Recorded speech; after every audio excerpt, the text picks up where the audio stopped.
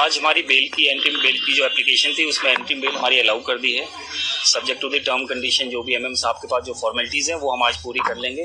और ओवरऑल बात ये है कि राजपाल भाई साहब को आज रिलीज के ऑर्डर जो एंट्रीम है वो पास कर दिए ऑनरेबल कोर्ट ने, और बाकी कल अब देखें वो खुद आपके सामने आके अपनी बात रखेंगे। सर 1.5 करोड़ आज ट्रांसफर किए हैं, कुल टोटल अब तक कितने पैसे दिए जा चुके हैं?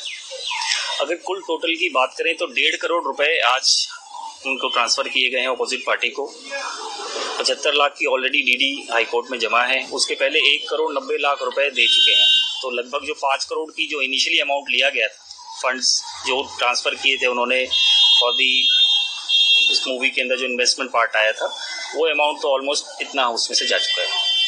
तो कब तक छूटने की उम्मीद है? अब देखिए, अब इसकी कंप्लाइंस पे क्योंकि अभी थोड़ा टाइम लगेगा, तो कल तक मेरे ख्याल से भाई साहब बाहर आ जाएंगे। आज बाहर आने के चांसेस है? हम कोशिश पूरी करेंगे, हम अभी कोशिश पूरी करेंगे कि वो आज ही बाहर आ जाए।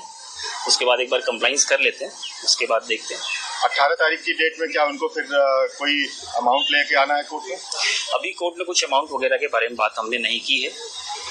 अभी एक बार बाहर आ जाते हैं राजपाल जी, उसके बाद हम उनकी जो भी इंस्ट्रक्शन होगी उसको फॉलो करेंगे। सर, क्या कोर्ट ने उनको अगली डेट पे मौजूद रहने को बोला है?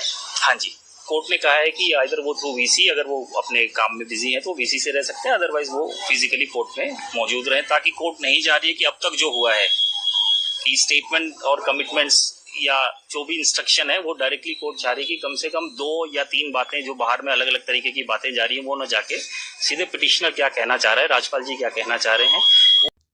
आज उन्होंने अपनी एप्लीकेशन लगाई थी बेल के लिए कि मुझे बेल दी जाए और मेरी सस्पेंशन ऑफ सेंटेंस दी जाए। कोर्ट ने कहा कि आपकी सस्पेंशन तो नहीं देंगे, लेकिन उन्होंने जो भतीजी की शादी का एक्सक्यूज लिया था उस ग्राउंड पे उनको इंटरिम सस्पेंशन दी है। सुबह कोर्ट इंक्लाइन नहीं थी सस्पेंशन करने के लिए क्योंकि उन्होंने कोई भी पैसा जमा नहीं कराया। तो उन्होंने सुबह वो एक फिक्स डिपॉजिट लाए थे राजपाल यादव जी के नाम का कि मैं आज 1.5 करोड़ रुपए का फिक्स डिपॉजिट लाया हूं। बट मेरा सबमिशन ये था कि ये फिक्स डिपॉजिट तो हम यूज नहीं कर सकते, so they have to deposit this amount in our account. तो उन्होंने 1.5 करोड़ रुपए 1 घंटे के अंदर हमारे क्लाइंट के खाते में जमा करा दिए।